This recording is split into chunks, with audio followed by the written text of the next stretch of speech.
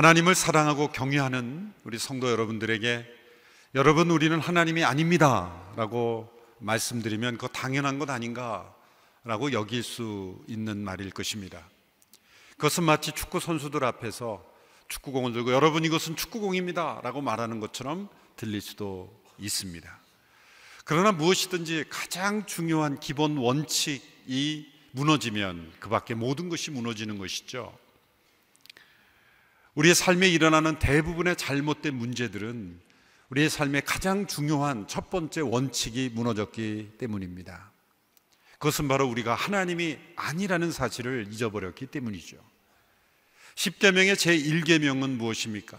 너는 나 외에 다른 신을 내게 있게 하지 마라. 우리는 이 말씀을 지키려고 다른 신들을 섬기지 않으려고 노력합니다.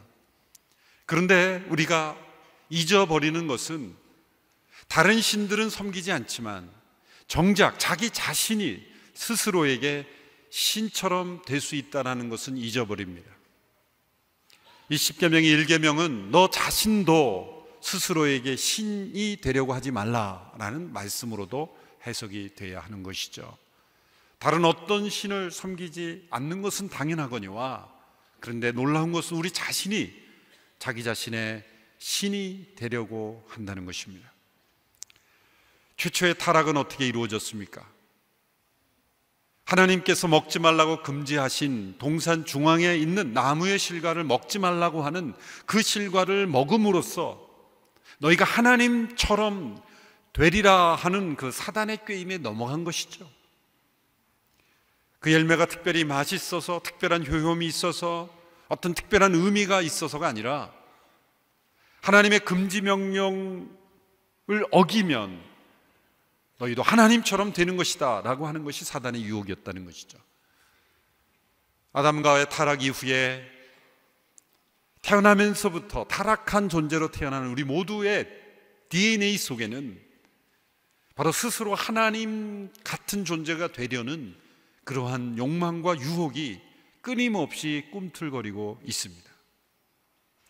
십계명의 제1계명에서 너는 나 외에 다른 신을 내게 있게 하지 말라라는 말씀을 주신 것은 바로 이 타락한 삶으로부터 벗어나는 첫 번째 원칙을 우리에게 설명해 주신 것이죠. 우리는 하나님이 아닙니다. 이 가장 중요한 원칙과 진리 앞에서 우리는 날마다 결단해야 하는 것이죠. 이 원칙대로 살아가는가, 아니면 스스로 하나님이 되려고 노력하며 살아가는가 라는 것을 우리는 생각해 봐야 합니다. 때로 우리가 작은 실패 속에서도 좌절하고 절망하고 낙심합니다. 왜 절망할까요? 왜 낙심할까요? 내가 생각하는 대로, 원하는 대로 되지 않아서 아니겠습니까? 그렇다면 내가 원하는 대로 인생이 다 되어야 한단 말일까요? 원하는 대로 무엇인지 이룰 수 있는 분은 하나님 한 분이십니다. 우리가 하나님이 아니라는 것을 진정 깨닫는다면 우리는 그렇게 실패 속에서 절망하지 않을 수 있는 것이죠. 왜 작은 성공에도 교만하고 자만할까요? 그 작은 성공으로 인해서 마치 자기 자신이 하나님이 된 것처럼 그렇게 우리의 마음이 높아지는 것 때문이지요. 절망, 교만, 모든 것이 다 우리 스스로가 하나님이 되려는 욕망에 감추어진 모습일 뿐인 것입니다. 오늘 본문에 보면 루스트라라는 지역에 바나바와 바울이 들어가서 놀라운 기적을 일으키는 통로가 됩니다. 이 루스트라라는 지역은 회당도 존재하지 않는 전형적인 이방인 지역이죠. 그 지역에 들어가서 바울이 복음을 전하는데 그 지역에 살고 있었던 나면서부터 한 번도 걸어보지 못한 장애를 가진 분이 있었습니다. 말씀을 듣는 여러분들 가운데 특별히 그 사람이 말씀을 아주 귀 기울여 듣는, 집중해서 마음을 다하여 그 말씀을 듣는 모습을 발견하게 됩니다. 바울은 그의 모습 속에서 그 마음 안에 치유를 받을 만한 믿음이 있는 것을 발견하게 됩니다. 성령님은 언제나 이 말씀과 함께 역사하시죠. 우리가 하나님의 말씀을 대하고 개인적으로 말씀을 읽던 아니면 설교 시간에 듣던 말씀을 배우건 하나님의 말씀 앞에 우리가 어떤 마음으로 서 있는가가 바로 성령님께서 우리에게 어떻게 역사하시는가를 결정할 수 있는 것이죠.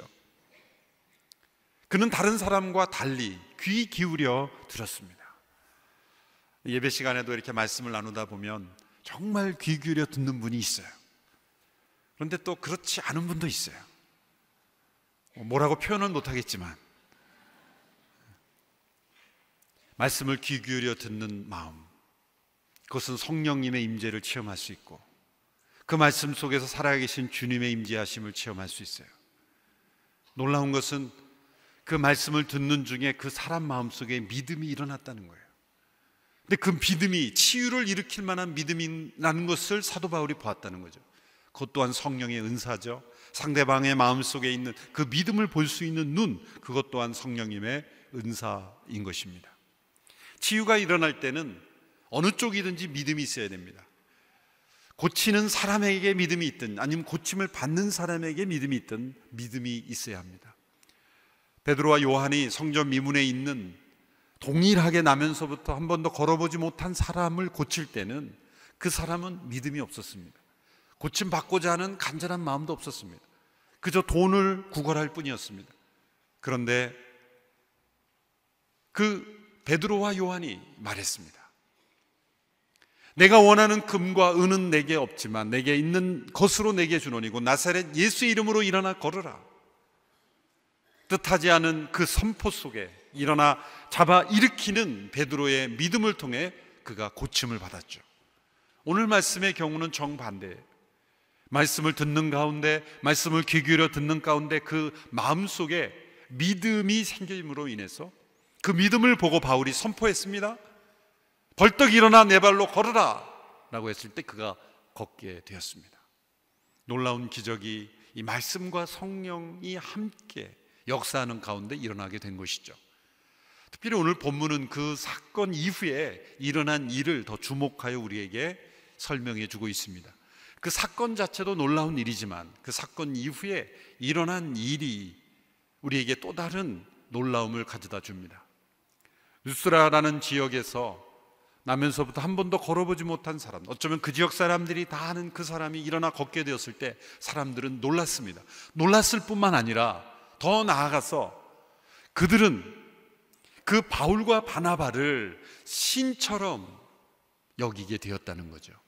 그리고 그 바울과 바나바를 숭배하려고 했습니다.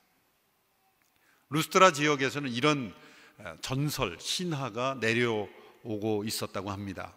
이 제우스 신과 헤르메스라는 신이 오래전에 이 땅에 사람의 모습으로 내려왔는데 아무도 그 신들을 영접하거나 대접하지 않았다고 합니다.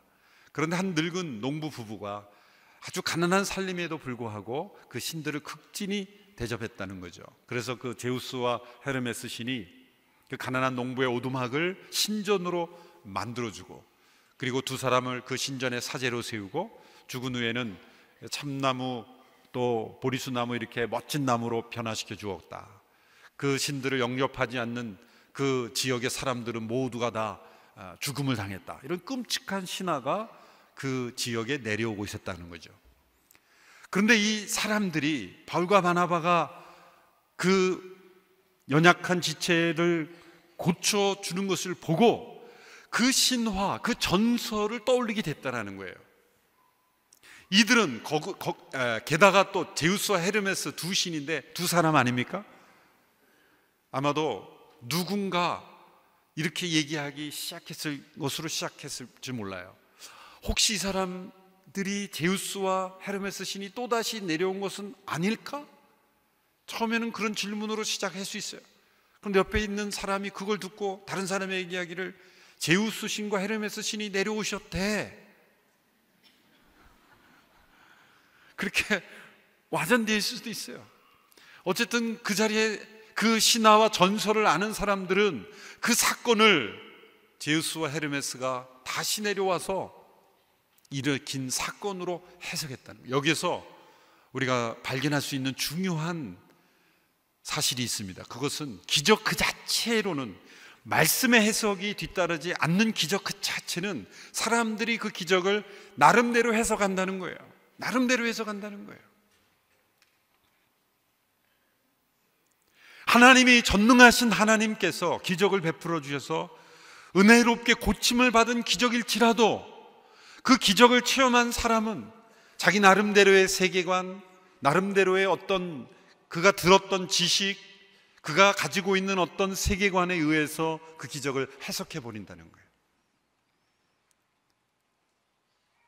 기적 그 자체로는 사람을 변화시키기 어렵다는 것을 여기에 보여주는 거예요.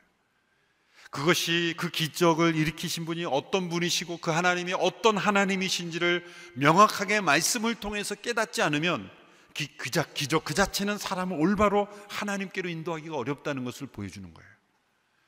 요한복음 6장에서도 비슷한 사건이 일어나죠. 예수님께서 굶주린 수천 명을 먹이시는 오병이의 기적이 일어났죠. 기적을 통해 수천 명을 먹여주셨습니다. 그런데 예수님의 기적을 통해 배불림을 얻은 사람들이 예수님을 따라다녔어요. 왕으로 삼고자 했습니다. 예수님은 그들을 피해 갈릴리 호수 건너편까지 피하여 가셨어요. 그들은 갈릴리 호수 건너편까지 따라왔습니다. 예수님은 그들에게 요한복음 6장에서 아주 긴 설교를 반복해서 하십니다. 예수님께서 왜 말씀을 계속 그들에게 전하셨을까? 그 기적의 의미를 설명해 주시는 거예요.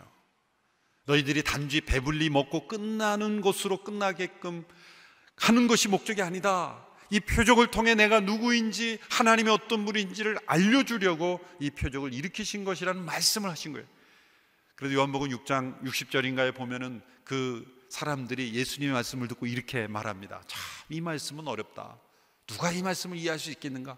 그리고 많이 물러가더라. 사람들이 물러갔어요. 사람들이 원했던 것은 계속 기적을 일으켜서 흥미진진한 일들이 일어나기를 원했는데 예수님이 기적은 일으키지 않고 말씀을 자꾸 가르쳐 주시니까 떠난 거예요. 예수님께서 남아있는 12제자 이렇게 물어보셨죠. 너희도 가려느냐? 그랬더니 베드로가 정답을 대답하죠. 생명의 말씀이 주께 있으니 우리가 어디로 가리까? 예수님은 기적을 보고 따르는 자가 아니라 말씀을 듣고 깨닫는 자가 되기를 기대하셨다는 거예요. 기적은 그 말씀을 깨닫고 확증하는 일에 필요한 도구일 뿐이었다는 거예요. 사람들은 예수님을 따랐지만 실상은 예수님을 따른 것이 아니라 자신의 배부름을 쫓은 것입니다. 예수님께서 이렇게 말씀하셨죠. 너희가 나를 따르는 까닭은 표적을 보고 나를 믿기 때문이 아니라 떡을 먹고 배불렀기 때문이다. 그들은 그 표적 속에 예수님이 어떤 분인지를 깨닫는 것이 아니라 예수님만 있으면 먹고 사는 것은 문제 없겠구나 라고 하는 그러한 생각 속에 예수님을 왕으로 세우려고 했다는 것이죠. 기적 그 자체는 사람을 건강하게 변화시키지 못한다. 반드시 말씀의 해석, 말씀을 통해 그 기적이 올바르게 해석돼야 된다는 것을 예수님의 말씀과 사역을 통해서도 알려주는 것입니다. 사도행전 14장 3절에 보면 이런 말씀이 있습니다. 우리 같이 한번 읽어볼까요? 시작. 바울과 바나바는 그곳에 오랫동안 머물면서 주를 의지해 담대히 말씀을 전했고 주께서는 그들에게 표적과 기사를 행하는 능력을 베풀어 주셔서 주의 은혜의 말씀을 확증해 주셨습니다. 왜 주님께서 바울과 바나바를 통해 표적과 기사를 능력을 행하는 그 능력을 베풀어 주셨습니까? 목적은 은혜의 말씀을 확증케 하시기 위해서. 그런 초자연적인 기적과 표적을 통해서 그들이 전하는 말씀을 믿게 하시기 위한 거예요. 그게 궁극적인 고울입니다. 그래서 이 병자를 고치도록 도와주신 거예요. 그런데 그 루스드라라는 지역에 있는 사람들이 바울이 그 병자를 고치자 바울과 바나바가 제우스와 헤르메스 신이 되어 이 세상에 다시 온 것으로 여기고 그들에게 황소와 제물들과 화환과 그렇게 우상 숭배를 하려고 모여든 거예요. 처음에 이 바울과 바나바는 도대체 지금 어떤 일이 일어나고 있는지를 잘 몰랐죠. 왜냐하면 처음에 그들이 자기네들 방언으로 말했기 때문에 루가, 누니오, 그 방언으로, 자기네들의 방언으로 말했기 때문에 바울과 바나바가 해석할 수가 없었어요. 알아들을 수가 없었죠. 그래서 그냥 가만히 있었는데 뭐라고 그러는데 뭐 제우스 뭐 헤르메스 어떻게 하면서 그랬는데 언제부터 알게 됐습니까? 이상한 복장을 한 제사장이라는 사람이 황소를 끌고 오고 재물을 들고 오고 아마 넙죽절을 하고 뭐 이상한 행동을 하니까 이것 무슨 문제가 생겼구나. 바울과 바나바가 그때 깨달은 거예요. 그때 이 바울과 바나바가 어떤 행동을 했는가가 우리에게 아주 중요한 교훈을 줍니다. 14절의 말씀을 우리 함께 읽어보겠습니다. 14절 말씀 시작. 그러나 두 사도 바나바와 바울은 이 말을 듣고 옷을 찢으며 사람들 속으로 뛰어들어가 외쳤습니다. 바울과 바나바가 이 말을 들었을 때 그들을 제우스 신과 헤르메스 신으로 숭배하려고 할 때 어떻게 행동했습니까? 옷을 찢었다 그랬어요. 옷을 찢는다는 것은 통회한다는 의미입니다. 회개한다는 의미입니다. 안타까워한다는 것입니다. 무엇을 안타까워하고 무엇을 참회했습니까? 하나님이 받으셔야 될 하나님의 전능하신 능력으로 일어난 이 표적을 보고 그들이 하나님을 보지 못하고 우리를 바라보게 된 것을 애통했다는 거예요. 그래서 옷을 찢었다는 거예요. 그리고 사람들 속에 뛰어들어갔습니다. 아마 그들에게 이렇게 외쳤을 거예요. 여러분, 제 손과 발을 보시죠. 여러분과 똑같은 사람입니다. 우리는 하나님이 아닙니다. 우리는 신이 아닙니다. 우리는 사람입니다. 자신들을 향하여 숭배하려는 그들을 뜯어말리면서 바울과 바나바는 외치고 다녔다는 거예요. 바울과 바나바가 자신들을 신처럼 떠받드는 것을 알면서도 만일 이 순간에 그냥 일단 가만히 있어보자, 뭐 기분 나쁘지 않네, 그러면서 은근히 즐기면서 어느 일정 기간 있었다고 한다면 그것은 큰일 날 일이었다는 거예요. 이 타이밍이 중요한 것입니다. 사람들이 자신들을 신으로 알고 떠받들려고 할 때 모른 척하지 않고 그 순간 옷을 찢고 우리는 신이 아닙니다, 우리는 사람입니다라고 옷을 찢으며 뛰어드는 것이 중요한 거예요. 옷을 찢은 시점이 중요한 겁니다. 가만히 있다가 한참 있다가 며칠 있다가 몇 달 있다가 나중에 생각해 보니까 우리가 너무 했네 그러고 옷을 찢은 게 아니에요. 그들은 옷을 찢었을 때 자신들이 높임을 받는 그 순간에 옷을 찢었다는 거예요.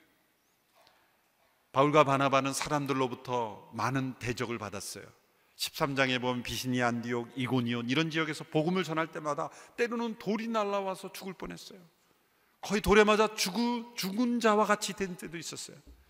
그렇지만 그들은 옷을 찢지 않았어요. 그들은 오히려 담대하고 의연했습니다. 꿋꿋했습니다. 사람들의 반대를 받고 그리고 돌에 맞는 핍박을 받으면서 이렇게 사람들이 우리를 몰라주다니 하면서 옷을 찢지 않았어요. 그때는 의연했어요. 그런데 사람들이 그들을 높이고 숭배까지 하려 하자 그들은 옷을 찢었다는 거예요. 우리는 정반대죠. 사람들이 나를 무시하고 사람들이 나를 깔보는 것 같고 무시하는 것 같고 냉대하는 것 같으면 기분 나빠서 옷을 찢잖아요. 사람들이 높여주고 우리를 이렇게 칭송해지면 옷매무새를 가다듬고 옷을 입지 않아요. 얼마나 이 바울의 태도가 귀한 것입니까? 하나님이 받으셔야 될 영광을 아주 조금이라도 가로채지 않으려는 이 겸손, 이 태도가 얼마나 귀한 태도인지. 우리는 하나님이 아니라는 것, 때로 우리는 우리를 통해 어떤 성공이 이루어지고 성취가 이루어지고 때로는 놀라운 기적이 나타날 때 하나님이 받으셔야 될 영광이 우리가 가로채려는 그러한 헛된 교만이 얼마나 쉽게 들어오는지를 우리는 알 수 있습니다. 특별히 영적 사역자들에게 이런 모습들이 많이 나타나죠. 물론 사회 속에서도 마찬가지입니다. 우리는 하나님이 아닙니다. 이 가장 중요한 원칙을 우리가 지킬 때 우리가 있어야 될 자리에 있게 되는 믿음의 사람이 될 줄로 믿습니다.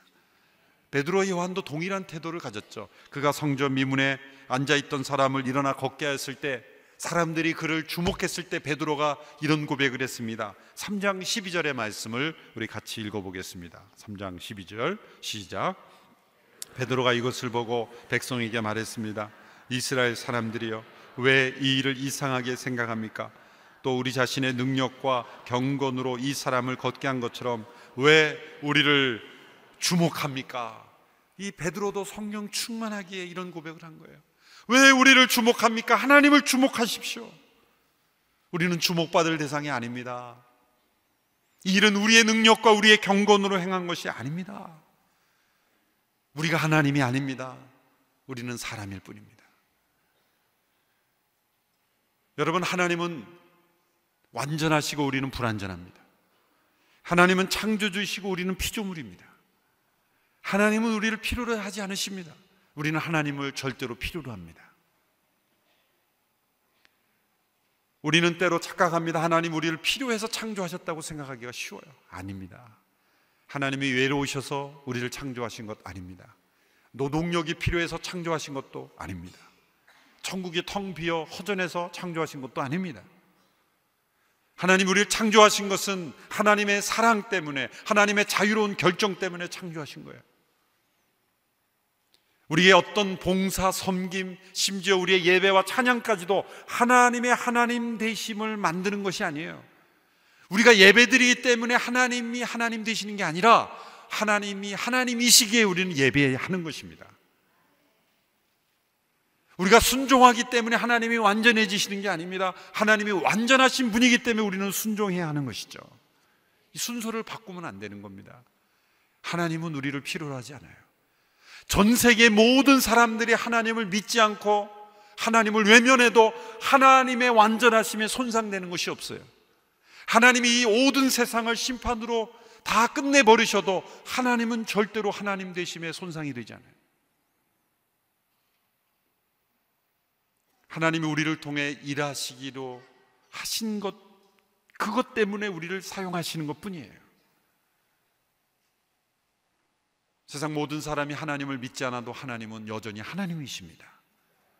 우리가 하나님을 믿고 예배드리고 섬기는 것으로 하나님의 능력이 더해지는 것이, 하나님은 조금도 부족함이 없으시고 어떤 결핍도 없으시는 완전하시고 온전하신 영원하신 하나님이시에요. 우리는 사람일 뿐입니다. 피조물일 뿐입니다. 하나님을 절대적으로 의존해야 될 존재입니다. 하나님이 때로 우리를 통해 일하실 때 마치 나의 능력으로, 나의 힘으로 모든 것이 이루어진 것처럼 착각하는 것은 바로 이 첫 번째 기본 원칙을 무너뜨리는 거예요. 여러분, 우리가 가진 모든 것 하나님의 것인 줄 믿습니까? 다 아버지께로부터 온 것인 줄 믿습니까? 좋은 지능 있고 지혜롭게 된 것 다 아버지께 주신 지혜인 줄 믿습니까? 다 아버지께 주신 거예요. 그런데 마치 나라는 존재가 내가 나의 지능을 만들고 나의 재능을 만들고 나의 외모를 만들고 이것이 나로부터 존재했던, 스스로 존재하는 그런 신적인 존재인 것처럼 인간이 착각하고 사는 거예요. 우리는 하나님이 아닙니다. 그것은 이 고백 속에는 모든 것이 아버지께로부터 왔다는 고백이 숨어 있는 거예요. 우리는 아버지 하나님께서 모든 것을 공급해 주심으로만 살 수 있는 존재인 것입니다. 그러므로 모든 영광 아버지께 돌려야 될 존재인 줄로 믿습니다. 바울과 바나바가 그들 속에 뛰어들어가며 우리는 하나님이 아니지, 우리는 신이 아닙니다. 우리를 주목하지 마십시오. 그렇게 설득하면서 메시지를 전합니다. 이 중요한 순간에 바울이 전한 메시지를 보십시오. 15절에서 17절의 말씀을 우리 같이 함께 읽겠습니다. 시작. 사람들이여 왜 이런 행동을 합니까? 우리도 여러분과 똑같은 사람입니다. 우리가 여러분에게 복음을 전하는 것은 여러분이 이런 헛된 것들을 버리고 하늘과 땅과 바다와 그 안의 모든 것을 만드신 살아계신 하나님께로 돌아오라고 하는 것입니다. 과거에는 하나님께서 모든 민족들이 제멋대로 가도록 내버려 두셨습니다. 그렇다고 하나님께서 자신에 대해 증언하시지 않은 것은 아닙니다. 하나님께서는 자비를 베풀어 하늘에서 비를 내려 때가 되면 열매를 맺게 하시고 넉넉한 양식을 공급해 여러분의 마음을 기쁨으로 가득 채워 주셨습니다. 바울이 그들에게 뛰어들어 전한 메시지를 보십시오. 놀라운 것은 바울이 13장에서 비시디 안디옥의 회당에서 유대의 율법을 알고 역사를 아는 사람에게는 역사를 인용해서 복음을 전했어요. 그런데 이들은, 이 루스드라 지역에 있는 사람들은 이방인이요 회당을 가본 적도 없고 회당도 없는, 구약의 역사를 모르는 사람에게는 구약을 인용하지 않습니다. 일반적인 이 자연을 예로 들며 하나님을 증거하죠. 햇빛과 단비를 주시고 열매 맺게 하시는 하나님, 천지를 창조하신 그 하나님의 창조를 증거하죠. 사도 바울의 이 창조적인 융통성을 보십시오. 구약을 알고 있는 사람에게는 구약을 인용하고, 전혀 구약적 배경이 없는 이방인들에게는 일반적인 상식, 지식, 자연, 이런 내용을 통해서 복음을 전하고 있다는 거예요. 우리가 본받아야 될 것입니다. 저는 여기서 우리 교회 전도 철학이 맞춤 전도 철학을 여기서 만든 거예요. 유대인에게는 유대인과 같이, 헬라인에게는 헬라인과 같이 그 사람의 필요와 문제와 그리고 복음의 접촉점이 다르게 주어져야 된다는 거예요.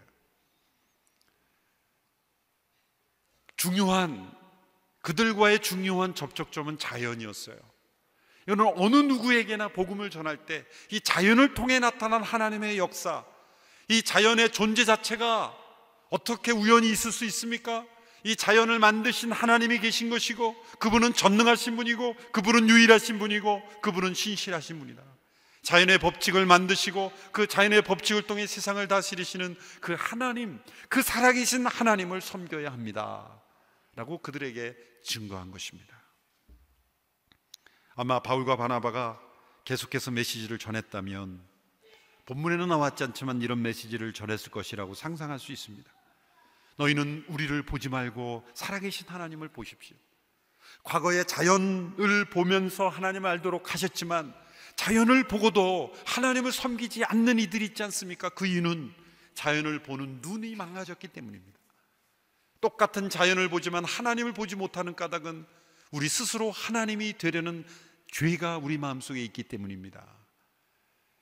살아계신 하나님을 주인으로 온전히 모시고 하나님을 하나님 되게 할 때 자연에 나타난 하나님의 손길을 보게 되는 거예요. 여러분, 예수님을 믿고 성령으로 거듭난 사람들의 간증을 간혹 듣다 보면 이 자연 만물을 보는 시각이 달라지는 것을 보게 돼요.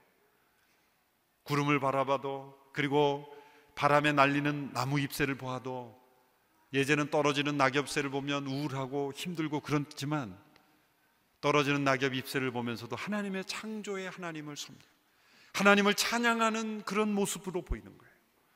그게 거듭난 영혼이 보는 자연입니다. 바울은 그들에게 자연을 통해 하나님을 증거했어요. 우리는 하나님이 아닙니다. 우리는 살아계신 하나님의 종일 뿐이요, 우리는 살아계신 그리스도의 대사일 뿐입니다. 우리는 심부름뿐일 뿐입니다. 이렇게 그들 속에 하나님을 전했다는 거예요. 왜 이 사건이 중요합니까? 우리가 믿지 않는 사람들에게 이 세상 속에 복음을 전할 때 말로는 살아계신 하나님을 전하지만 우리의 모습 속에 우리 자신이 신처럼 보이기에 사람들이 하나님을 만나지 못하는 거예요. 말로는 하나님을 믿습니다라고 말했지만 행동으로는 자기 자신을 믿고 살아가기에 사람들이 하나님을 보지 못하는 거예요. 살아계신 하나님이 받으실 영광을 가로채기 때문에 사람들이 하나님을 보지 못하는 거예요. 바울과 바나바처럼 세상 속에 들어가 옷을 찢는, 그런데 그 옷을 찢는 게 내가 인정받지 못하고 무시당할 때 옷을 찢는 것이 아니라 너무나 영광스럽고 너무나 놀라운 기적의 통로가 되었음에도 불구하고 옷을 찢고 주인공은 내가 아니라 하나님이시다 라고 고백할 수 있는 믿음의 사람들이 있을 때 살아계신 하나님이 세상 속에 나타나게 되는 것입니다. 우리를 통해 하나님이 놀라운 역사를 이루실 줄로 믿습니다. 하나님이 우리를 사용하실 때 그 절정의 순간에서 옷을 찢고 나는 하나님이 아닙니다, 나는 주인공이 아닙니다, 살아계신 하나님을 섬기십시오, 그렇게 하나님께로 초점을 돌릴 수 있는 그런 믿음의 사람들이 다 될 수 있게 되기를 주님의 이름으로 축원합니다.